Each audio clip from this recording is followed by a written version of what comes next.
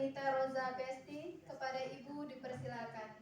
Workshop ini akan dipandu oleh moderator cantik kita, Ibu Dr. Poppy Nurmayanti, MSE, MSI, AKCA. Silakan Bu Poppy. Bismillahirrahmanirrahim. Assalamualaikum warahmatullahi wabarakatuh. Selamat siang Bapak Ibu semuanya.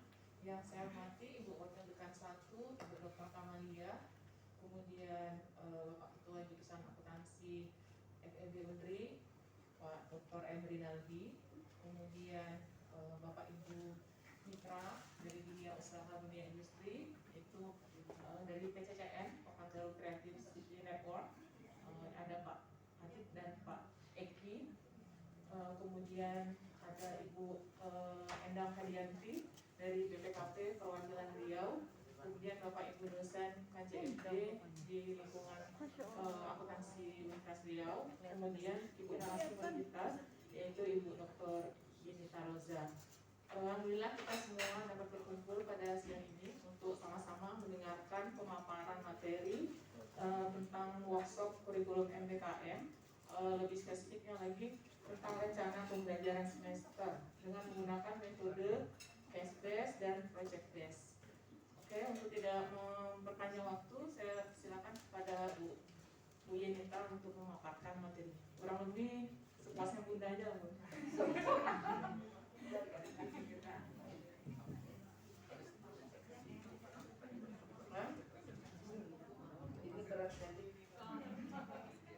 Assalamualaikum warahmatullahi wabarakatuh.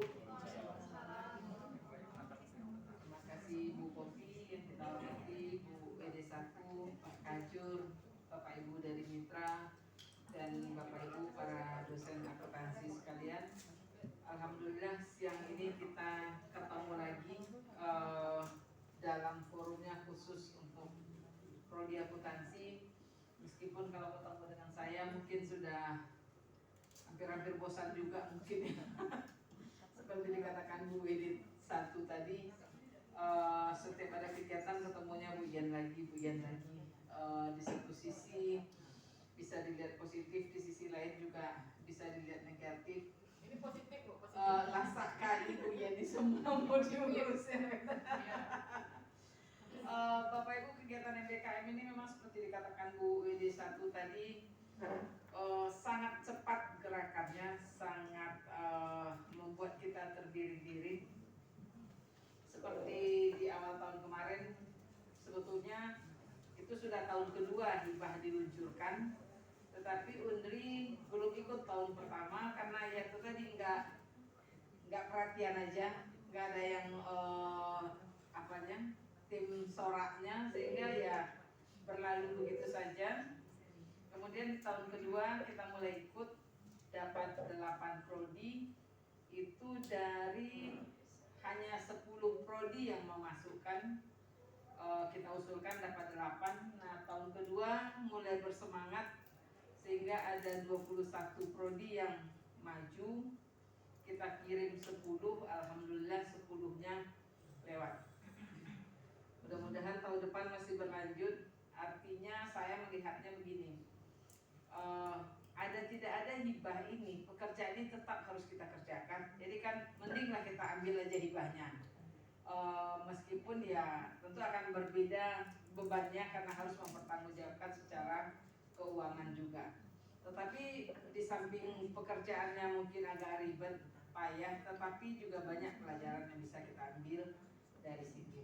Jadi akan lebih melatihkan kita bertanggung jawab dalam mengerjakan sebuah kegiatan yang biasanya kita kalau makin dikejar-kejar makin cepat kerjanya karena merasa ini harus segera. Jadi insya Allah Senin Bapak Ibu yang dapat hibah, kita akan bertemu untuk pertama 2 agenda itu Senin, mendiskusikan 3 kebijakan rektor yang sudah dimulai oleh prodi sebelumnya. Karena tertunda-tunda kemarin nggak bisa ketemu, sudah kami ansur merevisinya dan Senin akan kita bicarakan lagi.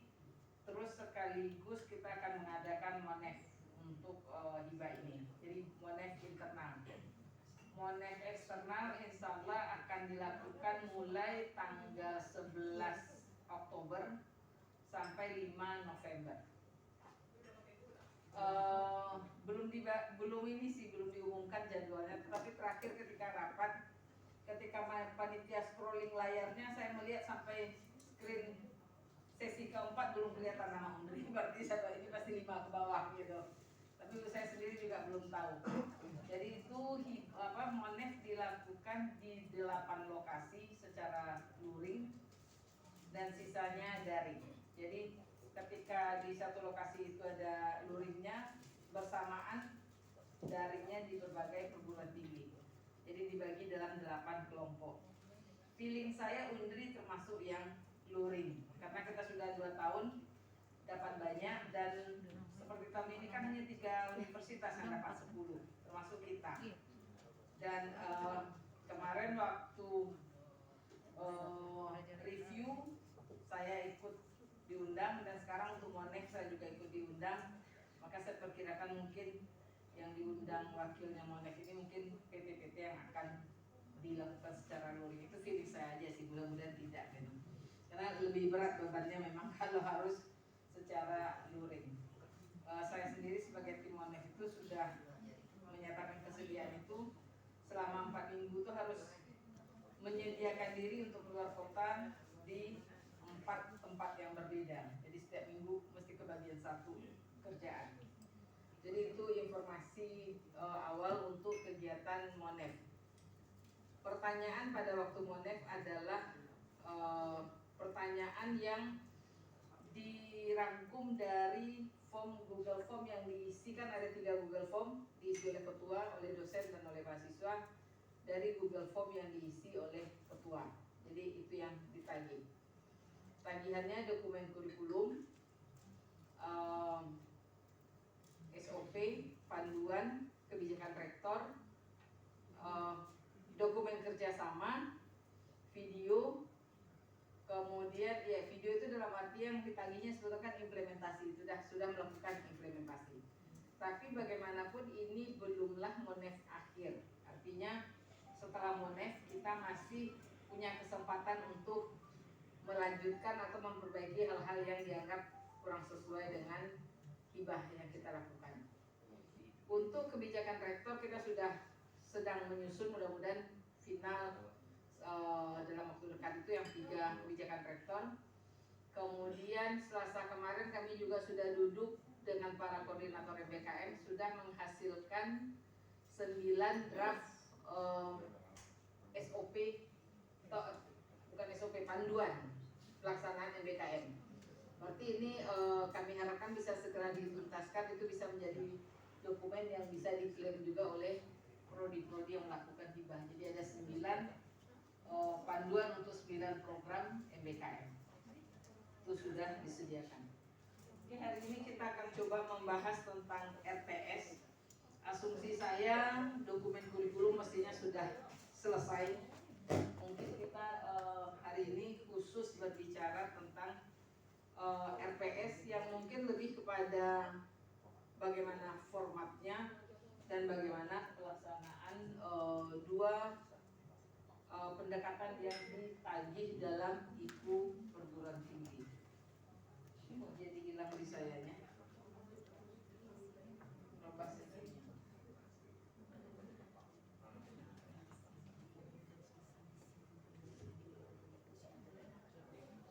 Sesak nafas sudah ngomong. Jangan pakai headphone. Cukup jauh dari audiens, insya Allah nggak apa-apa. Oke. Jadi Bapak Ibu, seperti yang kita semua merasakan kemarin ketika ada tagihan IPU, pada laporan IPU pertama itu Undri hanya punya nilai 79 saja. Sementara orang lain itu sudah hitung ratus-ratus di atas. Kemudian untuk yang IPU 7 case base ini kita masih min 35, karena kan tagihannya 35, kita mendapat nilai min 35, artinya memang belum memasukkan sama sekali. Nah itulah waktu itu kami berdiskusi dengan pimpinan, dan saya dan Bu Reni menyediakan diri untuk bersorak-sorak di tim ketua prodi, dan alhamdulillah ketua prodi ini memang luar biasa pula apanya, entah mana yang lasak pula daripada kami. Pak Emrinaldi aja tuh tengah malam masih juga mengirim, sehingga di akhir itu yang ikut 7 ini kita tinggal min 7 kalau saya nggak salah, dari awalnya min 35. Jadi posisi kita di capaian IKU sekarang ranking ke-11 di PT BLU. Kita ranking 11 dengan nilai 300-an, hampir 400, yang darinya dari 79. Jadi memang luar biasa pengaruhnya dengan keaktifan kawan-kawan melalui ketua prodi mengumpulkan RPS. Sebetulnya waktu itu bukan RPS sih, hanya format penilaian. Nah, artinya Bapak Ibu, kalau kemarin baru mungkin dilaporkan, semester ini mestinya dilaksanakan. Jadi ini menjadi tanggung jawab moral kita untuk melaksanakan apa yang sudah kita laporkan kemarin. Nah, nanti dalam format RPS ke depan itu harusnya sudah bisa dibaca, sehingga dalam aplikasi kurikulum yang sudah kita luncurkan 3 minggu yang lalu bersama Bu Yati, itu ketika sudah ada pertanyaan yang berhubungan dengan CPL, CPMK sampai kepada format penilaian, nanti tidak perlu kita mengisi lagi. Jadi dari aplikasi kurikulum itu sudah bisa diekstrak, sudah kelihatan mata kuliah yang sudah menggunakan partisipasi aktif dan project untuk penilaian mata kuliahnya. Jadi akan kita coba lihat beberapa hal berhubungan dengan itu. Formatnya sebetulnya tidak ada tuntutan keseragaman, tetapi yang penting kontennya. Dan semua hal yang berhubungan dengan kurikulum pada buku panduan ini sudah tersedia petunjuknya A sampai Z. Artinya jika Bapak Ibu membaca panduan ini tidak ada lagi yang perlu dipertanyakan. Sudah cukup dari penjelasan yang ada di sini. Termasuk di situ juga ada lampiran tentang format RPS. Namun demikian nanti saya akan coba lihatkan juga beberapa RP yang saya buat, dan nanti saya berikan juga contoh RPS yang sudah ada. Barangkali perlu persamaan dulu persepsi kita, RPS ini tugas siapa dan dibuatnya kapan. Ketika tim kurikulum bekerja, sesudah mengembangkan profil, mengembangkan tujuan pembelajaran, profil, kemudian CPL, kemudian menitipkan CPL ini ke dalam mata kuliah. Sampai di situ adalah tugas tim kurikulum. Jadi katakanlah kita punya 10 CPL sikap, 11 keterampilan umum, tambah lagi dengan pengetahuan dan keterampilan khusus. Katakanlah kita punya 40 CPL. CPL yang 40 ini harus kita bagi-bagikan ke dalam semua mata kuliah. Artinya satu CPL bisa saja ada di 2 mata kuliah, tetapi tidak ada CPL yang tidak dapat mata kuliah. Ya, katakanlah sikap 1, kita bicara ketuhanan. Kalau mau kita titipkan ini di mata kuliah mana saja boleh. Karena kemarin saya juga menemukan ada prodi, karena ini ketuhanan, titipkan di semua mata kuliah. Jangan, terlalu berat nanti. Artinya bagi-bagi aja lah, kan banyak dia 40. Jadi nggak perlu semuanya menanggung beban nomor 1 itu. Jadi kalau dia masuk CPL itu ke mata kuliah kita, artinya kita punya evaluasi yang berhubungan dengan itu. Harusnya di sana.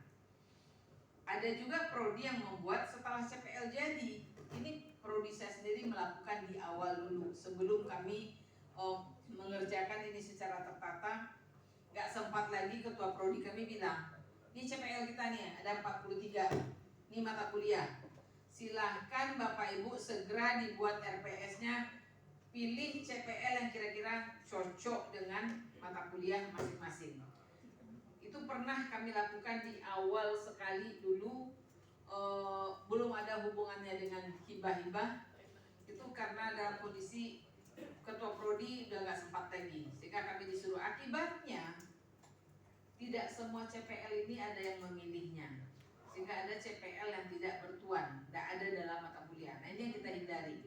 Jadi kalau Bapak Ibu dosen disuruh oleh tim kurikulum menulis RPS dengan memilih CPL, itu boleh ditolak. Ini keliru gitu.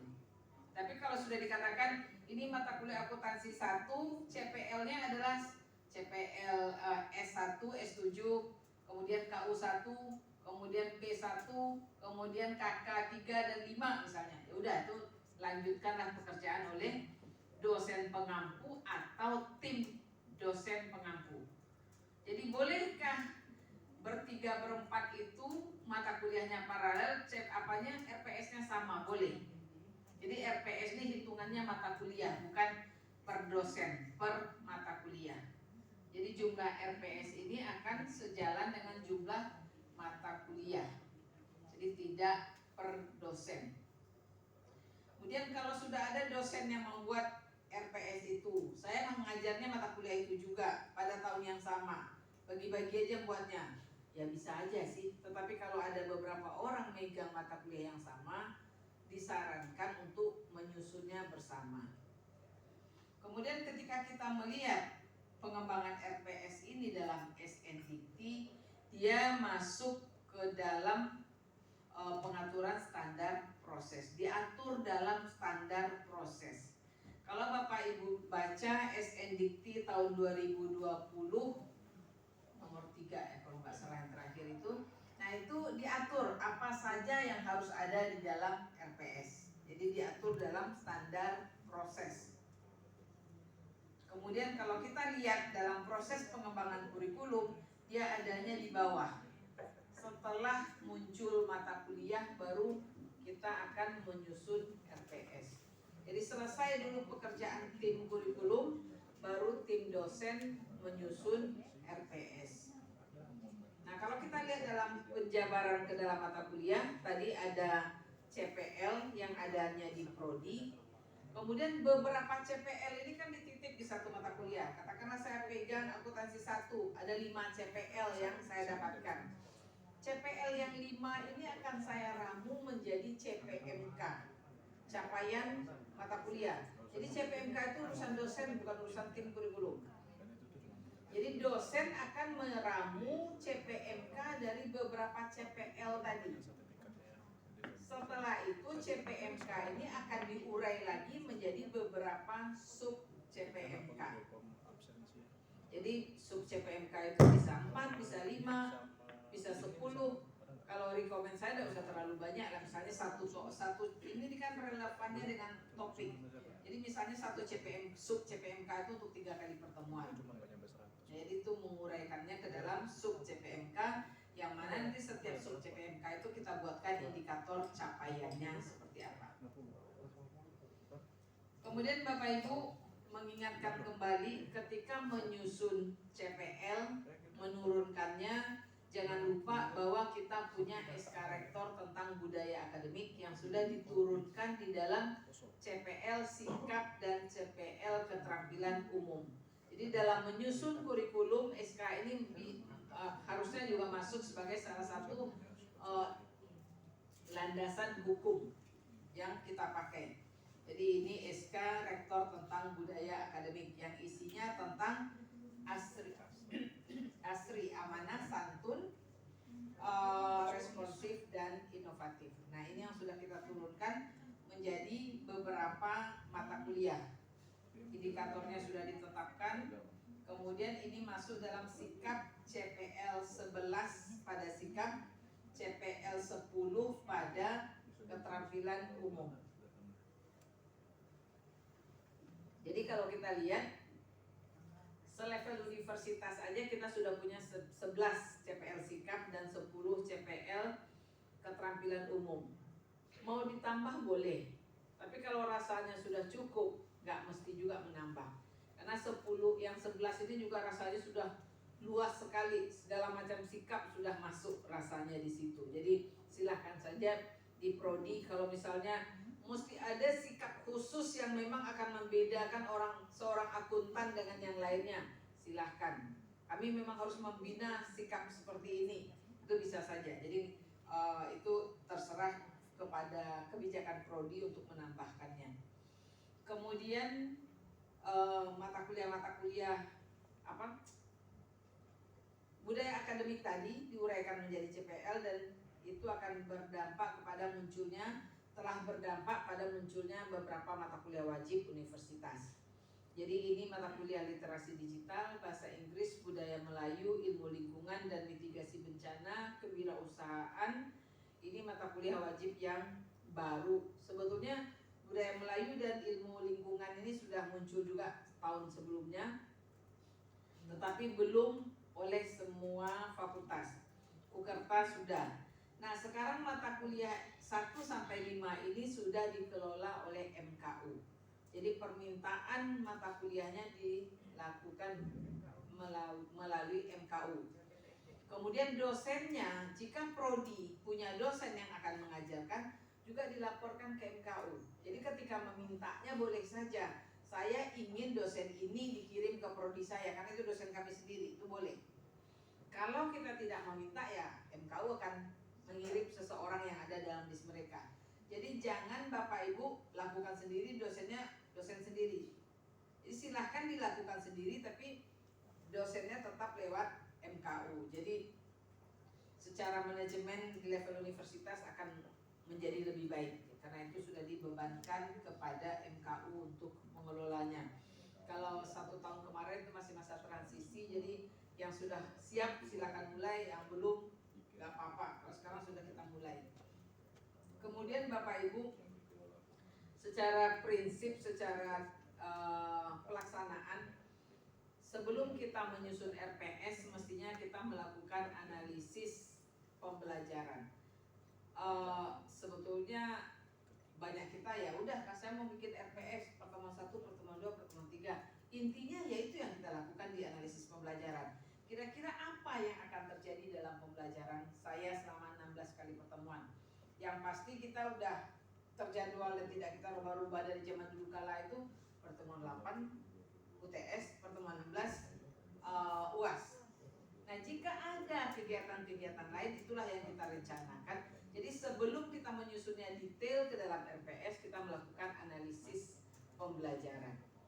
Oh, saya perlu kegiatan ini begini. Karena ketika kita punya CPL sikap, kita juga harus memikirkan seperti apa sikap ini mau dilatihkan.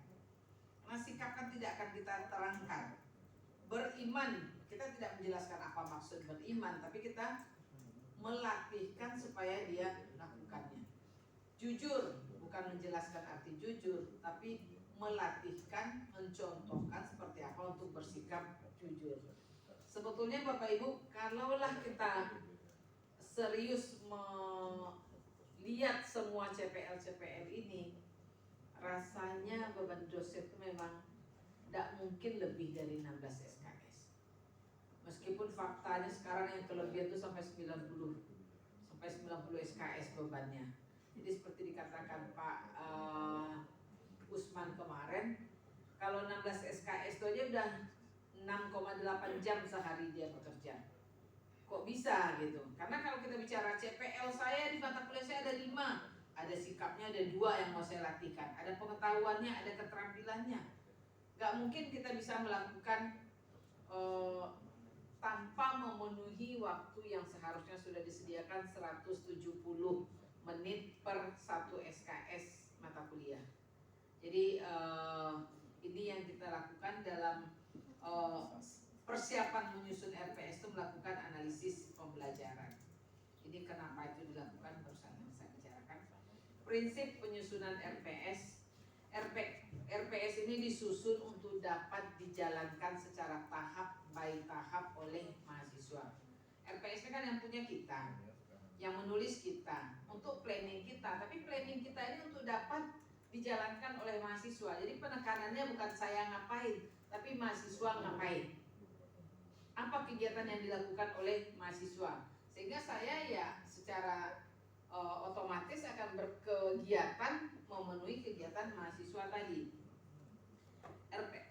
RPS RPS disusun untuk memandu mahasiswa belajar, bukan untuk kepentingan dosen. Disusun dengan prinsip SCL, Student Center Learning. siswanya yang aktif. Jangan kita membayangkan kalau siswa yang aktif kan saya boleh duduk. Lebih berat lagi kerjaan kita ketika siswa itu aktif.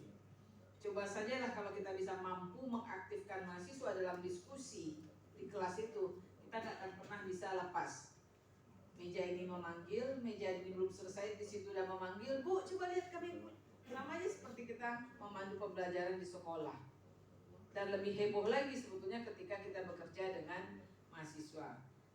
Cuman menghidupkan suasana seperti itu juga sebuah keahlian dan keterampilan sendiri yang perlu kita latihkan.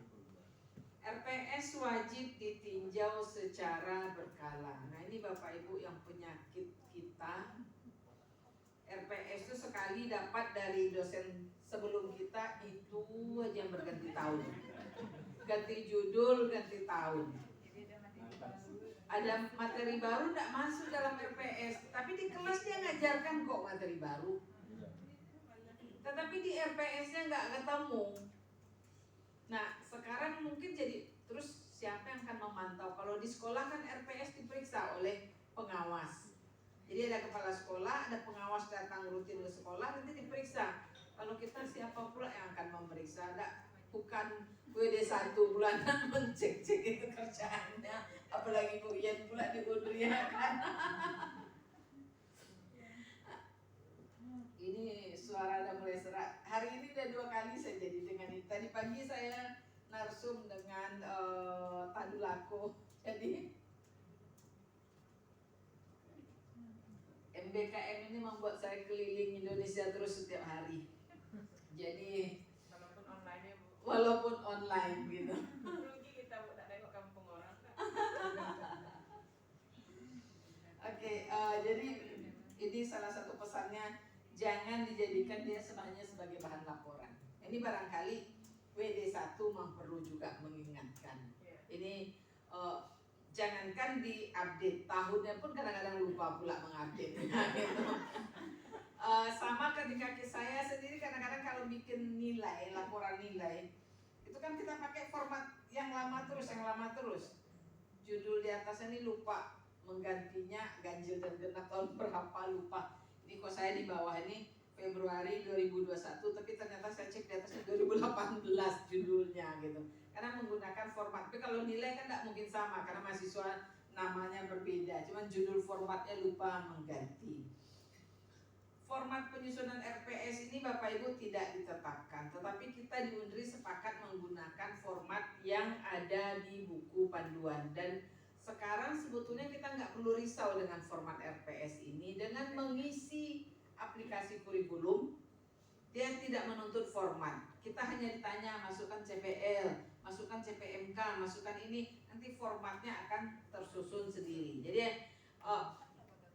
kesannya lebih ribet, tetapi enggak juga. Kita enggak payah, kadang-kadang mengatur-atur format memindah-mindah ini juga susah. Jadi nanti ketika kita masukkan ke aplikasi itu sudah langsung akan terbentuk dalam format yang kita inginkan, bisa di print juga. Kemudian yang untuk kemarin kita mengejar-ngejar ketua prodi untuk mengejar dosen, untuk ikut 7 kemarin juga sudah difasilitasi melalui aplikasi kurikulum. Secara peraturan melalui SNDikti ini yang sebelum yang tahun 2015 dan 18 masih sama, 2020 ada tambahan untuk kegiatan MBKM. Jadi kuliah, responsi, seminar termasuk bentuk pembelajaran. Kemudian ini dinyatakan dalam SNDikti Bapak Ibu. Jadi silakan nanti, saya nggak tahu Bapak Ibu ini pernah baca nggak sih standar proses SNDikti? Besar kemungkinan tidak ya. Wajib hukumnya Bapak Ibu, karena itu panduan pekerjaan kita. Standar proses pembelajaran kita diatur oleh SNDikti nomor 3 tahun 2020 kalau saya nggak salah ingat. Jadi kalau kita nggak pernah baca kan rumit juga. Panduannya kita nggak tahu. Tapi kalau panduan BKD saya rasa semuanya cepat-cepat membaca itu. Takut salah dan takut berujung kepada di stopnya. Ini memang sebagian kawan sudah di stop 2 bulan terakhir ini. Saya nggak tahu juga itu aturannya yang mana gimana, karena itu sudah keputusan rektor. Cuman kami yang di tim evaluasi memang kena dampaknya, dikejar-kejar oleh dosen-dosen yang terdampak. Jadi saya yakin kalau untuk itu cepat-cepat dibaca. Tapi ini pekerjaan kita yang tiap hari kita kerjakan. Jadi sebaiknya dibaca. Ini peraturan salah satu disebutkan di SNDikti itu adalah karakteristik pembelajaran. Ini di SNDikti diterjemahkan satu-satu. Apa yang dia maksud dengan interaktif, apa yang dia maksud dengan holistik. Jadi sengaja tidak saya tuliskan supaya Bapak Ibu nanti melihatnya juga. Kemudian metode pembelajaran, kalau yang di terakhir sudah ditambahkan lagi, tetapi pembelajaran berbasis proyek dan studi kasus. Sengaja ini saya ambil 2015 karena ingin melihatkan sebetulnya sejak 2015 itu sudah disebutkan, tetapi belum menjadi satu IKU khusus. Nah sekarang pada sejak tahun kemarin dan tahun ini menjadi satu IKU tersendiri, sehingga mau tidak mau ini menjadi bahan yang harus kita kejar. Jadi saya ingin mencoba sedikit mengajak Bapak Ibu untuk berdiskusi tentang case based dan project based ini. Ini tadi yang saya katakan satu IKU khusus, itu IKU nomor 7. Untuk IKU nomor 7 ini dia beda-beda. Kalau perguruan tinggi akademik seperti kita itu tuntutannya 35% yang menggunakan case study ini. Kalau politeknik itu 50%. Jadi beda-beda tuntutan untuk jenis perguruan tinggi. Kemudian kalau kita lihat secara umum yang berhubungan dengan kurikulum, nomor 1 misalnya, lulusan mendapat pekerjaan yang layak. Ini nggak langsung sih berhubungan kita tulis di dalam kurikulum, tetapi profil yang kita buat kan menjanjikan, menjadi akuntan yang bagaimana, menjadi apa. Nah tentu CPL yang kita susun akan memfasilitasi kalau dia jadi seorang akuntan tuh sikapnya mesti bagaimana sih, keterampilan apa yang harus dia miliki. Nah dari situlah kita turun ke dalam mata kuliah yang secara umum kita sebut proses pengembangannya itu OBE tadi, Outcome Based Curriculum. Jadi kita berangkatnya dari outcome-nya seorang akuntan yang begini-begini. Saya nggak tahu berapa profil akuntansi, ada berapa profil lulusannya? 6 sekarang Bu. 6. Jadi akuntan, jadi apa lagi Pak? Jadi ada akuntansi manajemen, auditor, akuntansi intern, sistem informasi, pajak, dan kemudian audit. Ada 6 profesi yang dijanjikan, yang artinya CPL-nya harus disediakan untuk menjadikan dia profesi yang 6 ini. Mata kuliah yang kita buat harus menyiapkan dia untuk menjadi memasuki profesi yang 6 ini. Nah itu hubungannya dengan pekerjaan yang layak tadi. Jangan sampai kita sudah menjanjikan, terus ketika dia masuk ke sebuah pekerjaan yang kita janjikan, gak ada yang melirik. Nggak ada dia dapat pelajaran ini di Undri, ya usahlah. Jangan sampai orang melihat tamat apa, tamat Undri, cari dulu lah yang lain gitu. Nah itu kan menghina kita betul. Nah, makanya itulah yang kita siapkan. Maunya dicari dulu yang Undrinya, baru dia melihat yang lain. Nah itulah kekhasan yang kita harapkan. Kemudian mahasiswa yang mendapat pengalaman di luar kampus, ini satu IKU sendiri. Ini kita juga tidak dapat membuktikan kemarin karena yang dituntut itu 20 SKS. Belum ada prodi kita yang mengirim 20 SKS. 20 SKS itu maksimal, kita belum ada yang mengirim seperti itu. Bahkan di ekonomi ketika ada mahasiswa yang mengambil kampus mengajar tuh nggak ada poin sama sekali. Itu dikembalikan kepada prodinya masing-masing. Kalau di fisika saya lihat, dia memang tidak ada mengajar di SD ini hubungan dengan kami katanya. Tetapi seperti mata kuliah dasar, mengenal alat-alat praktikum, mengenal alat-alat lab itu dia masukkan di situ. Karena kalau dia udah ngajar di SD pastilah dia bisa mengenal ini.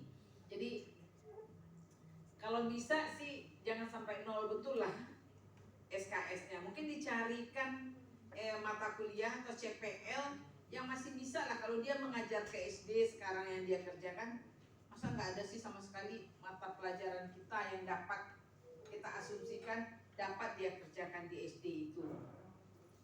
Yang arahnya ke akuntansi kira-kira apa yang memungkinkan dengan keterampilan dia mengajar. Karena kemarin itu dari yang kampus mengajar 1 kemarin itu kan dari kementerian dikatakan 12 SKS pengakuannya. Di Undri yang mengakui 12 SKS itu hanya prodi pendidikan ekonomi dan prodi fisika FMIPA. Salut pula awak dengan fisika mau mengakui 12 SKS dia. Tapi itu dia kasih mata kuliah dasar ininya. Kemudian di prodi saya sendiri hanya diakui 6. Karena kami ruang lingkup profil kami adalah sekolah menengah, sedangkan mereka kan ngajarnya ke SD. Nah yang tahun ini Menteri malah meminta tuh 20 SKS. Kadang-kadang memang membuat kita pusing dengan kebijakan-kebijakan seperti ini. Saya katakan kenapa? Pernah pada sebuah pidato Pak Menteri mengatakan nggak perlu sesuai dengan CPL. Tapi faktanya ketika ini kita mau entrykan, inputkan ke PDD tidak mau dia menerima karena tidak ada di CPL kita, tidak ada mata kuliah. Dia kan minta kita bisa kalau dalam aturannya kan bisa mengakui atau mengkonversi. Nah mengakui itu belum ada menunya sekarang. Yang baru ada menunya di PDD itu konversi. Jadi mahasiswa ini pergi ke tempat lain mengambil mata kuliah ini, kodenya ini ada tuh format yang muncul di PDD ditransfer menjadi mata kuliah ini. Nah seharusnya kalau katakanlah kemiripannya sampai 50% dengan CPL kita, mungkin bisa kita transferkan. Atau dia memang betul-betul berbeda, itu kemarin yang permintaan dari PGSD kalau saya nggak salah, mahasiswanya mengambil mata kuliah membuat wayang atau menjadi bermain wayangnya. Dia kan di SD ada mata kuliah kesenian itu. Dan itu tidak ada sama sekali di mata kuliah PGSD yang ada di Undri. Karena kita tentu berbasis lokal juga, mereka mengambil ke Jawa. Nah itu tidak ada tempat yang sama CPL-nya, harusnya kan diakui bahwa dia sudah mengambil mata kuliah wayang, dia punya keterampilan itu, tetapi ketika mau dimasukkan ke PDDT tidak ada tempat memasukkannya. Apa akal nak memasukkan lagi? Jadi sementara ini jalan singkatnya yang kita lakukan, kalau memang tak ada jalan lagi, SKPI itu jalan keluar saat ini yang ada. Kalau masih bisa kita konversi. Itu sekarang yang sedang akan kita bicarakan lagi hari Senin, itu 3 peraturan rektor yang mengatur tentang 1 revisi dari peraturan tahun kemarin, 1 tentang konversi, 1 tentang pengakuan mata kuliah dan kurikulum. Nah kemarin itu juga sempat menjadi permasalahan, kurikulum yang baru itu kan berlakunya untuk mahasiswa baru. Kemarin Prof. Masadi dia nggak mau melakukan. Kalau mahasiswa 2021 berarti saya baru akan memagangkan tuh 5 tahun ke depan, 4 semester ke depan, tahun ketiga semester 5. Sedangkan secara hibah mereka harus melaporkan sekarang. Artinya ada pengakuan kurikulum. Jadi ini kurikulum 2001 untuk menjadi beban normalnya 2021, tapi anak angkatan 18 bisa melakukan ini. Nah itu yang diatur oleh peraturan rektor tentang pengakuan. Kemudian di prodi memang harus ada tim konversi. Dengan banyaknya kegiatan sekarang, prodi memang harus memiliki tim konversi mata kuliah. Jadi seperti tadi Ibu Kamalia bilang, ada yang berangkat ke Spanyol, ini mata kuliahnya, di tempat kita konversinya kemana? Mau diakui sebagai mata kuliah apa? Ada sih mahasiswa yang magang ini ataupun yang pergi pertukaran pelajar saja, dia nggak peduli diakui atau tidak baliknya. Kalau saya penting pengalamannya, ujung-ujungnya saya penting ada imbalannya gitu. Karena yang tahun ini lolos magangnya di DPR, di MPR itu uang sakunya 4 juta sebulan. Jangan-jangan dosen-dosen muda pun pengen ikut berangkat, lebih besar dari gaji dosen muda. Dosen tua kita juga baru segitu ya. Oke, jadi memang banyak kegiatan yang tiba-tiba diluncurkan lagi ya. Cukuplah bikin kita terbirit-birit. Kadang-kadang seperti dikatakan tadi, memang perlu, ujung-ujungnya perlu sebuah lembaga tersendiri, gak bisa ad hoc seperti ini. Tadi saya baru keingat, oh iya Senin ada kegiatan, belum suruh Nurul bikin undangan. Karena kan tidak lembaga, hanya tim-tim itu, gak ada sekretariatnya juga, gak ada yang akan mengontrol. Besok di kegiatan ini siapa lagi? Selasa rencana kegiatan memperbaiki rubrik PKD. Kemudian Bu Rina, Ian Selasa kita ada lagi kok yang OBE. Oh, iya. Jadi perlu satu unit tersendiri, saya setuju itu. Sehingga tidak dapat kita lakukan di tempat-tempat lain sih sebetulnya ada yang menitipkannya di Pusbang, di LP3M orang lain punya. Kemarin saya juga sudah menawarkan harusnya ini Pusbangdik yang mengurus ini. Karena relevan dengan tugas mereka, tapi nggak tahu juga. Mungkin Bu Kamalia bisa membicarakan juga kalau di rapat-rapat DPH. Unan UPT sendiri Bu. Iya, Unan sudah. MBKM sendiri Iya. terpisah dengan yang lainnya. Karena memang besar kegiatannya. Tapi di sisi lain kalau kita omongin seperti itu nanti ada pula yang bilang Pak M, belum tahu lagi tahun depan ganti nih Mas Nadiem ini udah hilang nih lagi. Iya pula ya. Jadi barangkali mungkin masih ragu-ragu, lihat dulu sampai tahun depan. Kalau kita lihat secara konsepnya ini sih bagus gitu, memberikan kesempatan mahasiswa bekerja. Kami aja dengan Bu Kartini, ketua prodi S1 saya, coba kalau zaman kita kuliah dulu ada ini, pasti saya mendaftar ini gitu. Sekarang mahasiswa kita bahkan sebagian itu masih dibujuk-bujuk. Dan saya tahu Bu Popi, Bu Rahminta juga membujuk-bujuk mahasiswa supaya mau ngambil mata kuliah ke tempat lain karena ini hibah perlu dipertanggungjawabkan gitu. Kemarin gimana nih Puan, belum lagi nih, bujuk-bujuk lah mahasiswa itu, janjikan kemudahan apa yang bisa diberikan. Kami seperti itu juga. Yang mau KKN tematik Selasa Rabu kemarin sudah langsung seminar, proposalnya didulukan supaya dia bisa segera turun KKN tematik. Nah itu, oh iyalah kalau gitu ada kemudahan. Jadi memang untuk saat tahap awal masih seperti itu. Ini tadi cerita tentang IKU 7 yang sudah kita bicarakan. Jadi di capaian IKU 7 ini sebetulnya Pak Enur sudah disebutkan panduannya. Yang pemecahan kasus itu seperti apa, yang tim project base itu seperti apa. Jadi kalau tim base project ini memang berkelompok, ada tugas, ada sebuah produk yang dihasilkan. Tetapi pada pemecahan kasus ini lebih kepada penyelesaian masalah. Nggak harus ada produk. Tapi pada tim base project ada produk ini bisa saja untuk penyelesaian masalah.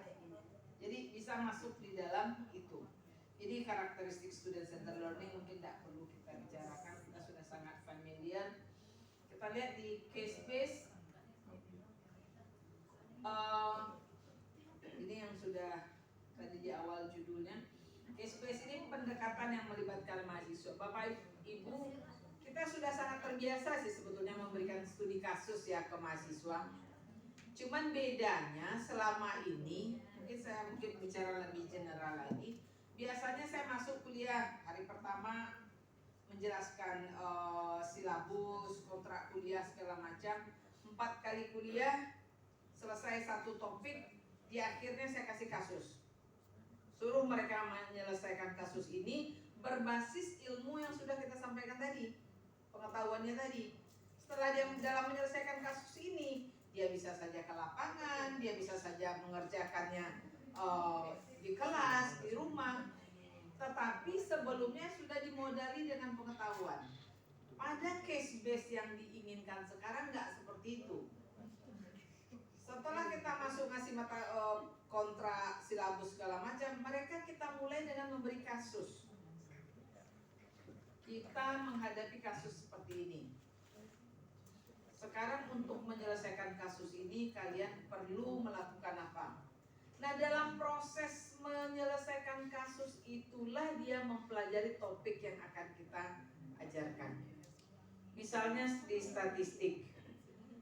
Untuk menyelesaikan kasus ini kita perlu tahu dulu berapa rata-rata pendapatan guru di Riau ini atau di Pekanbaru. Oh, kalau begitu dia harus mengumpulkan data. Dia akan mempelajari metode pengumpulan data. Mengumpulkan data kan perlu instrumen.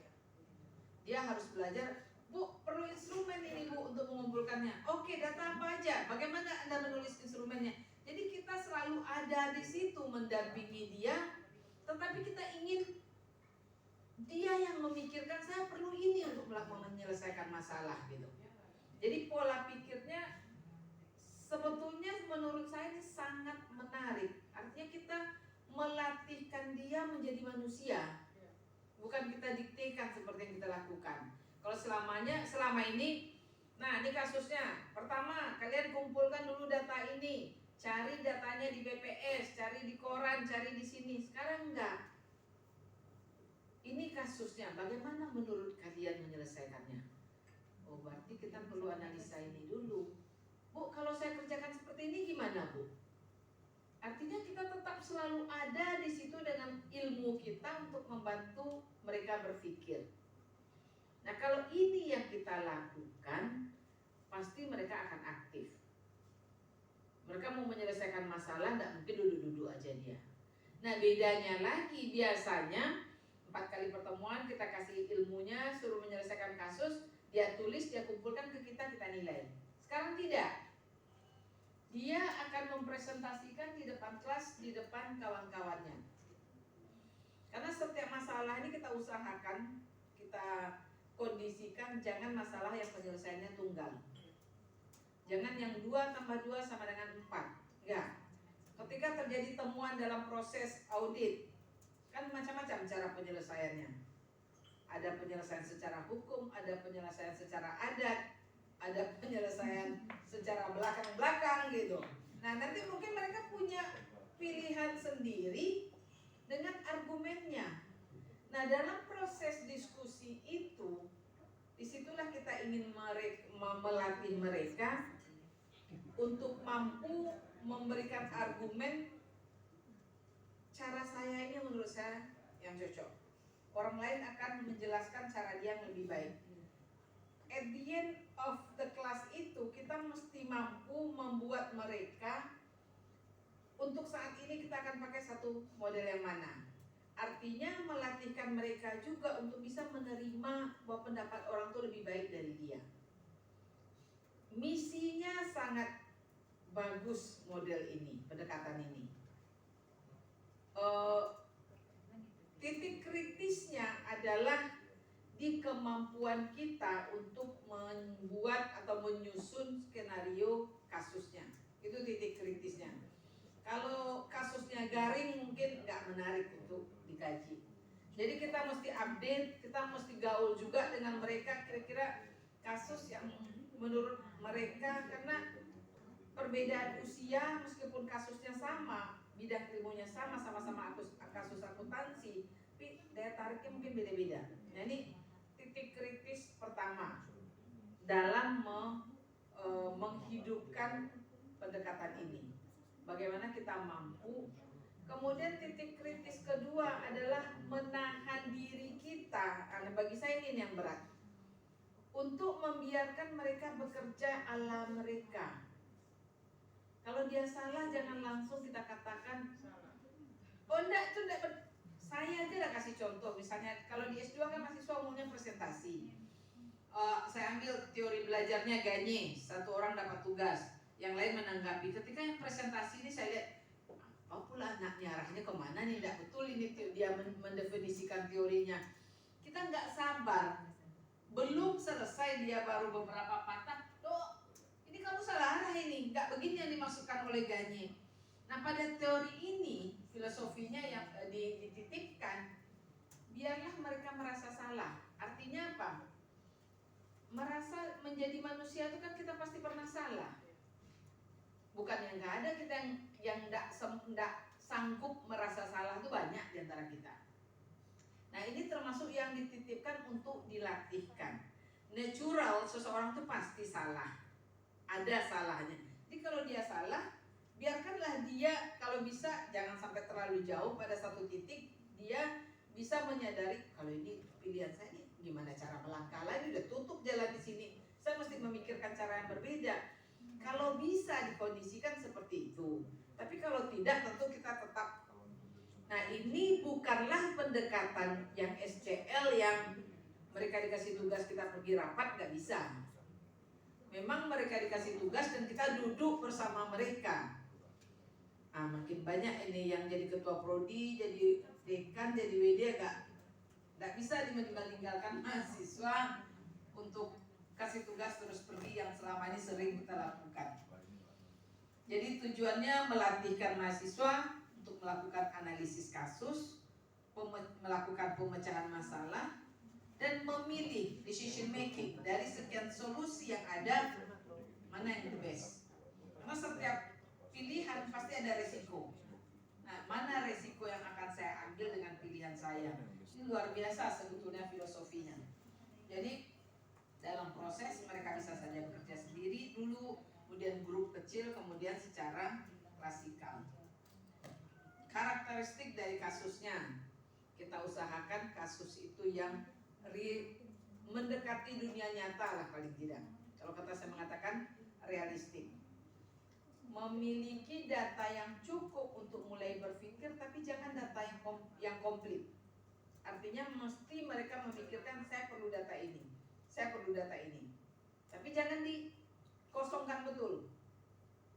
Kemudian konklusinya jangan yang satu kata, yang seperti saya katakan, yang mesti yang open ended.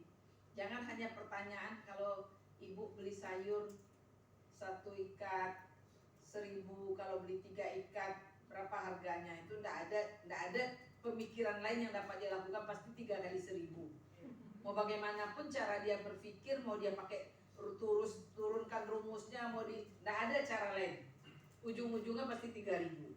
Nah jangan persoalan-persoalan yang seperti itu. Saya mungkin akan lihat, nah ini tadi beberapa hal tadi yang saya katakan dalam menyusun skenario. Ada skenario ini yang kita kategorikan ke dalam finish case. Sebetulnya masalah itu sudah selesai, sudah dikerjakan, tetapi kita ingin mahasiswa mengerjakan kembali dalam rangka melatih dia bisa nggak muncul dengan sesuatu yang berbeda. Atau dia bisa saja sepakat dengan yang sudah ada, tetapi punya modifikasi dalam beberapa hal.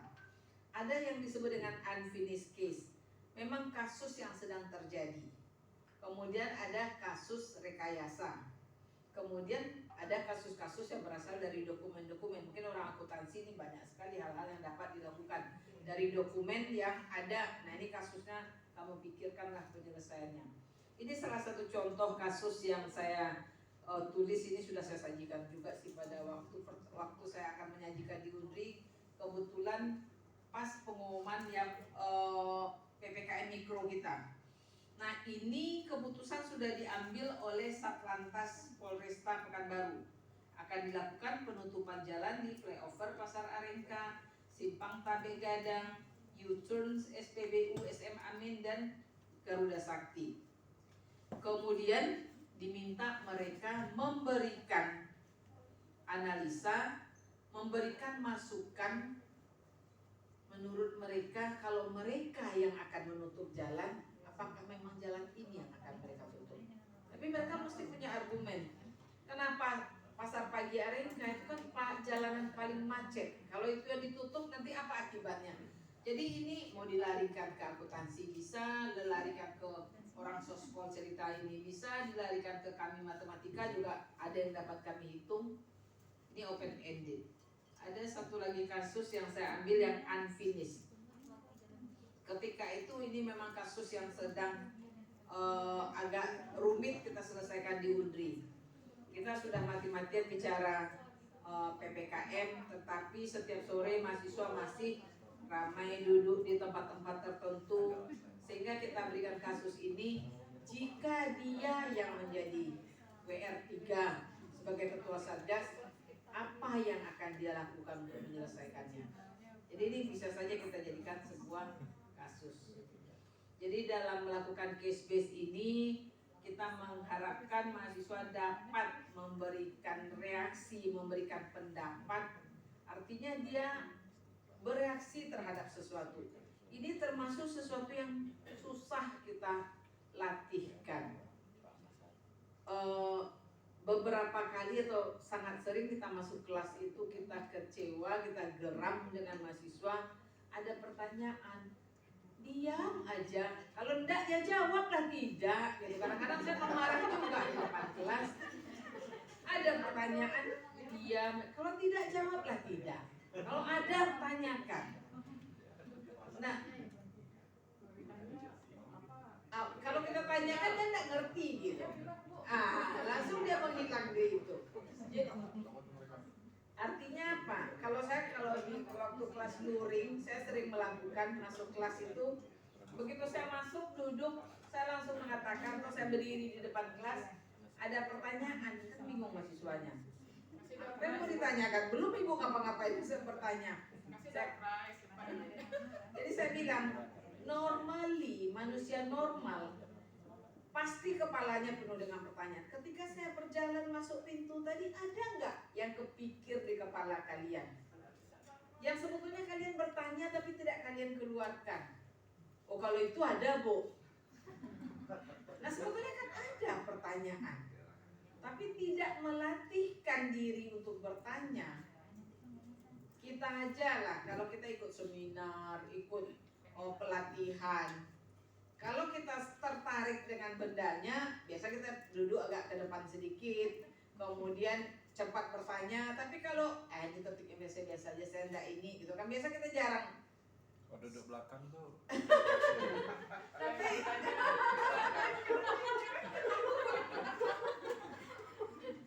nanti Bu Dekan marah nanti pakai.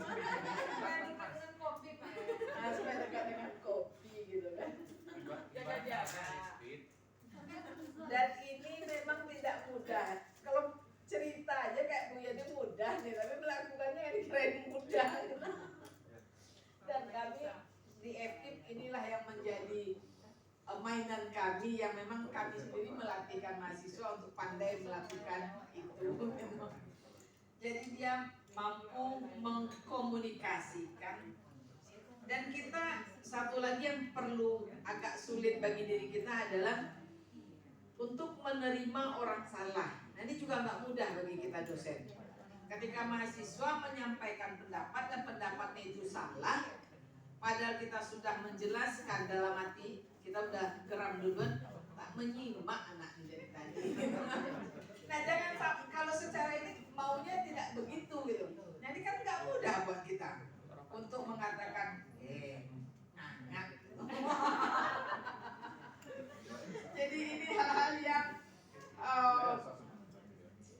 menjadi hiburan juga sih kalau dicobakan gitu. Dan enaknya kalau di awal-awal ini memang bertim enaknya, jadi bisa jadi saling belajar. Jadi dalam merancang aktivitas itu ya mulai dengan kasus. Artinya kita pun rajin-rajin mengumpulkan kasus. Sebetulnya kalau kita memperhatikan, kita niatkan dalam perjalanan ke kampus, ada yang nggak sengaja kita amati. Ini oke juga untuk dijadikan kasus.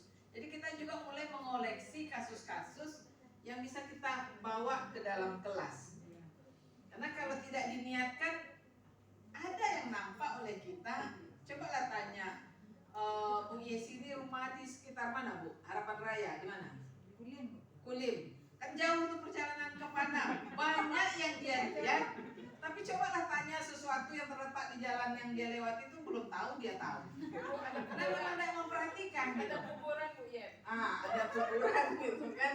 Tetapi kalau kita niatkan sepanjang jalan itu sampai, oh ini menarik juga ini untuk ini, menarik juga gitu.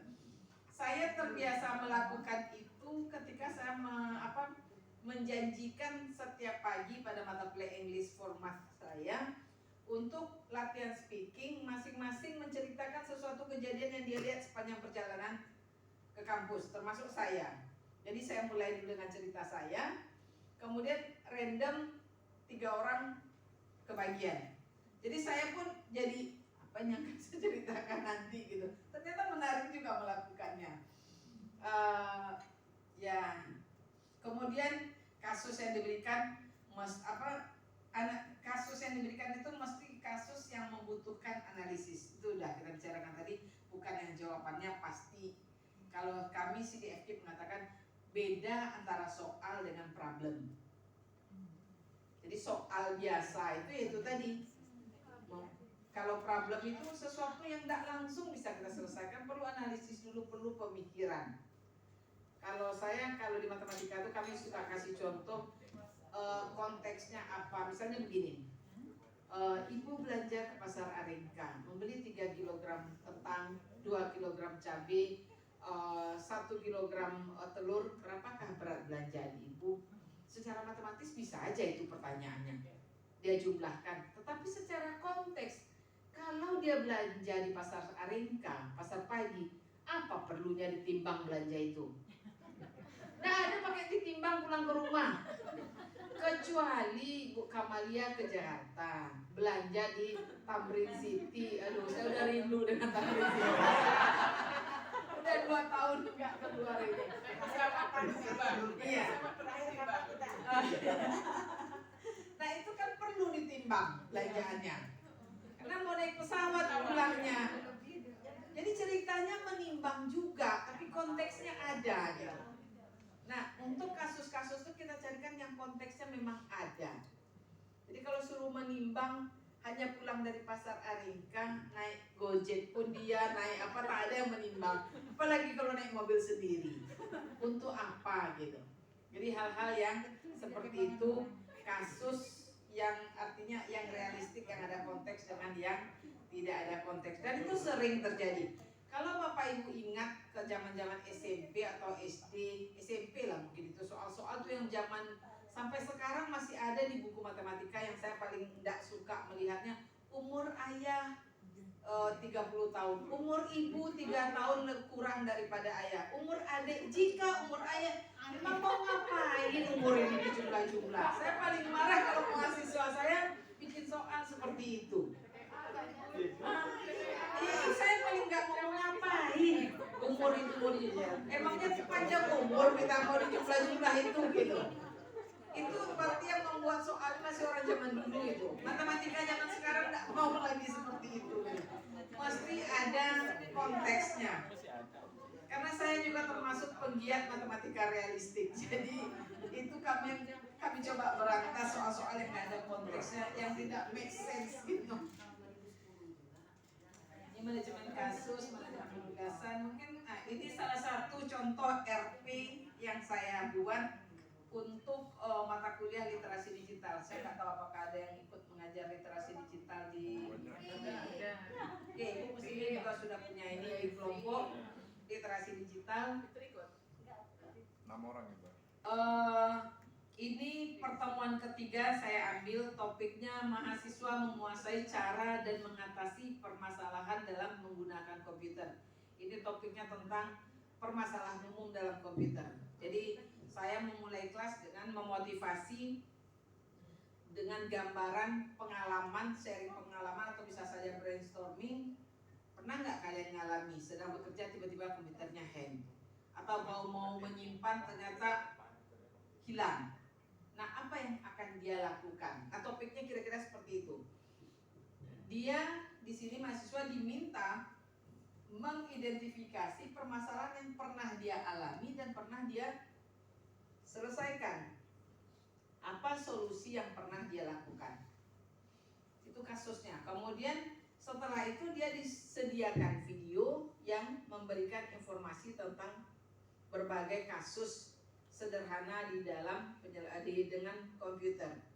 Nah, setelah dia menonton video, kemudian dia disuruh kembali dengan kasus yang tadi. Jika dia sudah pengetahuan seperti yang sudah punya pengetahuan seperti yang dia tonton di video, kira-kira apa yang akan dia lakukan? Jadi artinya ini hanya melakukan kembali, oh ternyata yang saya kerjakan kemarin tidak begitu ya seharusnya. Kalau jawabannya ya saya pergi ke toko komputer gitu. Nah sekarang dia tahu, oh nggak harus ke toko komputer, ini dapat dia kerjakan. Kemudian dia mempresentasikan di depan kelas dan penyelesaiannya tentu juga akan macam-macam. Ini contoh kasus yang dilakukan. Kemudian untuk project ini tadi sudah kita bahas, yang membedakan project dengan kasus tadi adalah kalau project itu menghasilkan produk, bisa saja menyelesaikan kasus. Dan biasanya project ini lebih cenderung untuk beberapa kali pertemuan. Bahkan saya satu mata kuliah saya aplikasi komputer di S1 maupun di S2 kami punya mata kuliah itu saya menggunakan the whole project, the whole semester. Jadi satu semester itu project. Teknis yang saya lakukan di awal semester sudah dinyatakan bahwa mereka harus menghasilkan website pembelajaran. Apa isinya itu mereka yang mengajukan. Jadi saya meminta mahasiswa yang mengajukan kontrak. Jadi seperti apa kehidupan realnya, kalau saya menawarkan proyek, kamu berminat dengan proyek saya, tentu kamu mengajukan kontrak. Ini ada proyek pengaspalan jalan, minat, silakan ajukan kontrak. Jadi mereka yang mengajukan, saya akan bikin website begini-begini Bu, isinya ini, dan dia kasih timeline juga. Pertemuan 1 kan sudah berlalu, pertemuan 2 ini yang akan saya selesaikan, pertemuan 3 sampai pertemuan 16.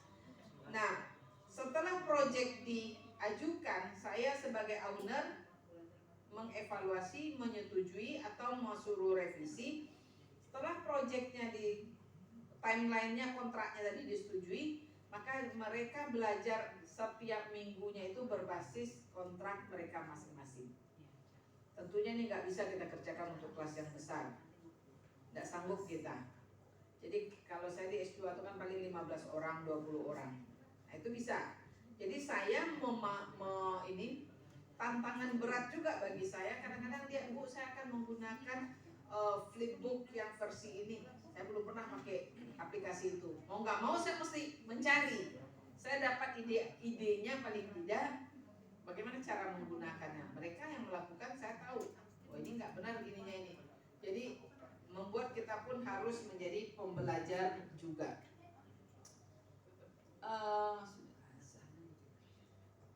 Ini contoh RP bukan RPS yang menggunakan video project tadi.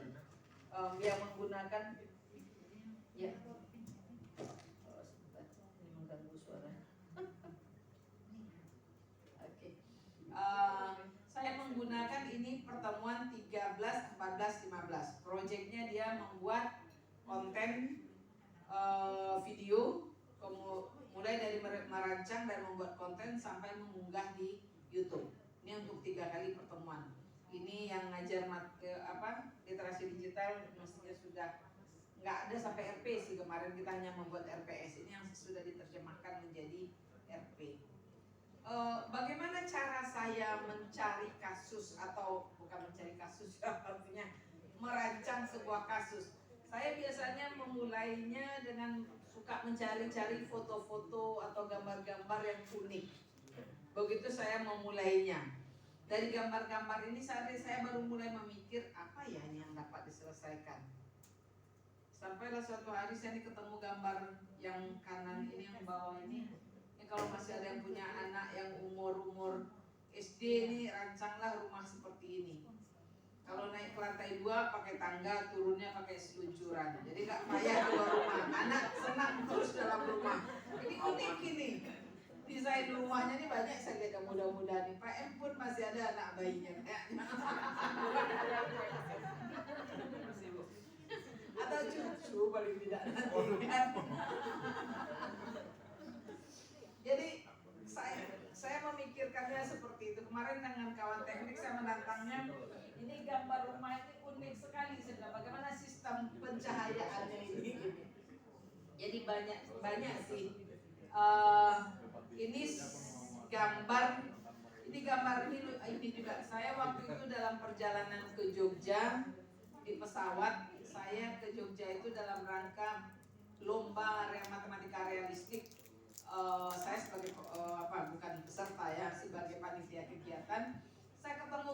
ini di majalah di pesawat, saya minta izin sama pramugarinya, boleh nggak saya sobek satu halaman ini kayaknya menarik untuk jadi soal olimpiade yang sedang kami lakukan.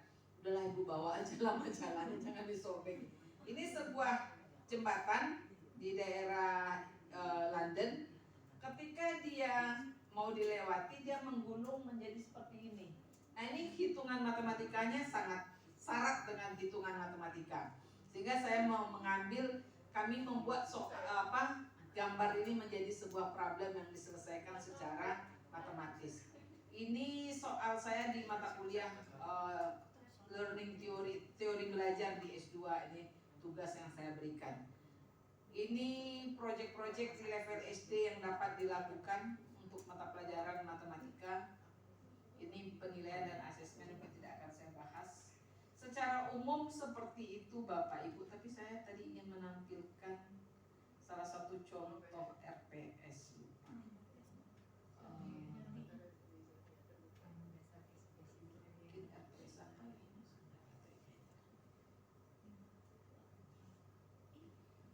Ini RPS masih dari 2 RP yang saya buat tadi. Kalau dilihat secara umum mungkin kemarin ini saya perlihatkan ke Pak Arisman, katanya rumit amat bikin RPS katanya. Karena kelihatannya ini sampai di sini yang dia bilang rumit itu di sini. Banyak kali yang harus ditulis. Ketika saya minta coba lihat mana dia RPS di statistik itu, yang dia lihatkan hanya judul-judul materi saja. Ini bukan RPS namanya, tetapi list materi pelajaran 1 semester. Kalau RPS itu bercerita tentang aktivitas yang akan dilakukan. Nah, jadi formatnya seperti ini. Bapak Ibu kalau mengetikkan seperti ini kan memang malas ini. Jadi diisikan saja ke aplikasi kurikulum, nanti aplikasi itu akan menghasilkan seperti ini. Jadi kalau sekarang, kemarin kan ini yang dituntut kita ini, tugas mandirinya, proyeknya apa, nah ini semuanya kita masukkan di RPS. Nanti bahannya saya kasih lewat Bu Popi saja. Nanti silahkan. Oke, saya kembalikan ke Popi. Terima kasih Bunda atas pemaparannya yang sangat lengkap dan membuka wawasan.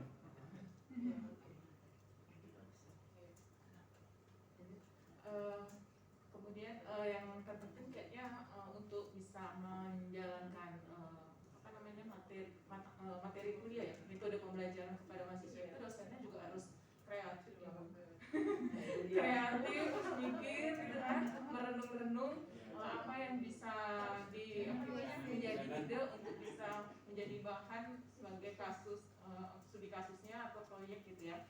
Jadi mungkin dosen perlu waktu juga untuk memikirkan ini, dan juga memancing keterusikan. Kalau saya istilahnya sih keterusikan mahasiswa itu susah juga.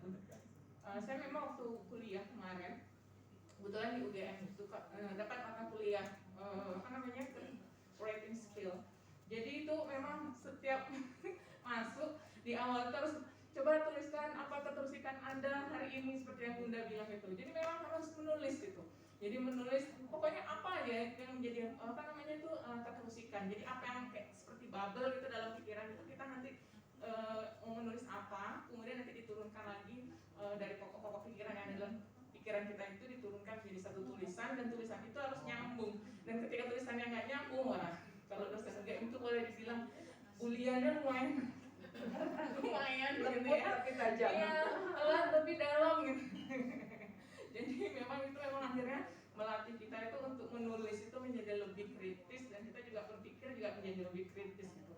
Dan ini yang sebenarnya PR yang cukup berat juga bagi dosen gitu ya, memikirkan gimana cara menghidupkan kelas itu aja udah pusing gitu. Kadang-kadang ada pertanyaan nggak ada, akhirnya kalau ada pertanyaan dosennya yang nanya gitu, kita tanya kok nggak ada respon, akhirnya tadi kan nggak ada respon, tadi hilang sinyal Bu, karena sinyal.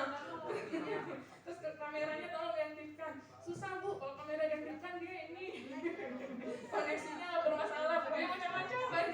Jadi yang bikin respon itu ya masalah koneksi gitu. Kalau saya sekarang begini Bu Popi, karena tuntutan kita kan partisipasi aktif. Jadi kalau kemarin-kemarin memang saya toleransi juga alasan pulsa lah, alasan sinyal, tapi sejak semester ini saya tekankan 50% nilai saya berasal dari partisipasi aktif. Saya tidak mau ikut sulit memikirkan pulsa kalian, memikirkan sinyal kalian, itu urusan kalian. Kalau kalian di daerah tidak ada sinyal, pergilah agak berjalan 2 km arah ke kota, terserah kalian. Karena sebetulnya saya yakin itu hanya excuse yang lebih daripada yang sebenarnya. Karena nilai saya partisipasi aktif itu 50% dan memang saya lakukan, saya bikin absen itu saya print dan itu saya pegang setiap kuliah. Jadi ada centang. Dan saya katakan, kalau kalian tidak membuka layar, tidak mungkin saya bisa mencentang nama ini. Jadi ya mau tidak mau mereka faktanya aman-aman aja sinyal mereka. Dan dengan Meet itu kan sekarang saya buka layar saya yang layoutnya yang 42 itu terlihat mereka semua, tidak ada yang keluar masuk gitu. Jadi artinya memang perlu diitukan juga. Kalau kita masih mencoba memahami mereka dengan mengatakan, oh iyalah sinyal jelek. Dan kita juga manusia, saya juga katakan, ada kok saatnya sedang ini tiba-tiba terlempar keluar, nggak apa-apa. Tapi bukan berarti ya ini ketika muncul pertanyaan mati sinyalnya gitu kan, akal-akalan aja gitu. Iya, jadi dosennya pun harus cantik ya, harus lebih pintar gitu dari mahasiswanya. Oke, kepada Bapak Ibu peserta silakan jika ada pertanyaan. Bu Yesi kayaknya, silakan Bu Yesi.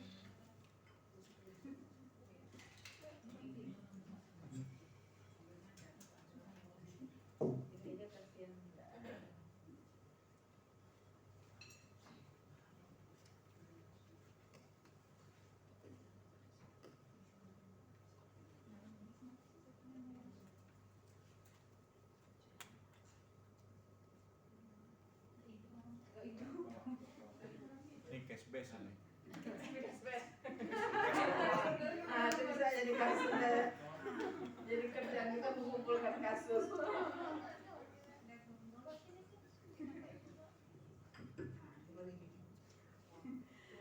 Assalamualaikum warahmatullahi wabarakatuh.